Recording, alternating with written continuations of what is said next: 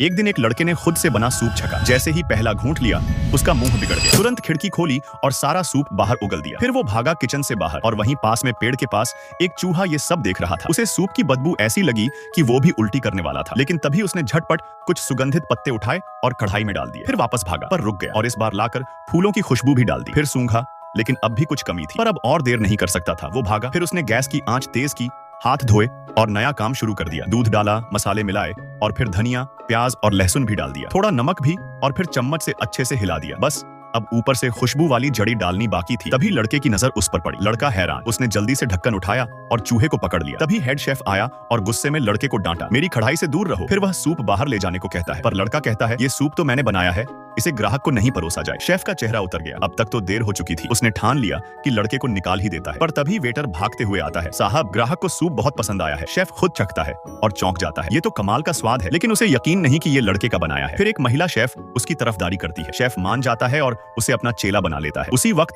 चूहा ढक्कन से बाहर निकलने की कोशिश करता है। शेफ देख लेता है और झटपट उसे डंडे से भगा देता है। पूरी किचन उसके पीछे पड़ जाती है, पर लड़का उसे शीशे की बोतल में पकड़ लेता है। शेफ कहता है, ले जा इस चूहे को, और नदी में फेंका। पर जब लड़का नदी किनारे पहुंचता है तो चूहे की मासूम आंखों को देख ठिठक जाता है। क्या सच में इसे फेंक देना चाहिए? वो खुद को जानता है, उसे खाना बनाना नहीं आता, पर क्या वाकई ये चूहा कुक है? तभी चूहा धीरे से सिर हिलाता है। लड़का दंग, क्या ये मेरी बात समझ रहा है? वो बोतल खोल देता है, चूहा चला जाता है, पर लड़का मायूस हो जाता है। तभी चूहा वापस आ जाता है। लड़का खुश हो जाता है और उसे अपने घर ले आता है। रात में चूहा खिड़की पर सोता है, लड़का सोफे पर। अगली सुबह चूहा ब्रेकफास्ट बना चुका होता है। लड़का एक घूंट लेता है और खुश हो जाता है, लेकिन जैसे ही वो रेस्तरां पहुंचता है, हेड शेफ कहता है, कल वाला सूप फिर से बनाकर दिखाओ। असल में कल का ग्राहक कोई मामूली आदमी नहीं था, वो तो एक मशहूर फूड क्रिटिक था। लड़का घबरा जाता है, उसे सूप बनाना नहीं आता। तभी उसके कपड़ों से चूहा बाहर निकलता है और उसे काटने लगता है। लड़का परेशान होकर स्टोर रूम भागता है, शर्ट हटाता है, पूरा शरीर काटा हुआ। पर तभी लड़के को एक आइडिया आता है, अगर चूहा उसके बाल खींचे तो वह उसका शरीर चला सकता है। अब सब ठीक लगता है, पर अब नया संकट आ गया। रेस्तरां में कुछ ग्राहक आते हैं, कहते हैं, हमें नई स्पेशल डिश चाहिए,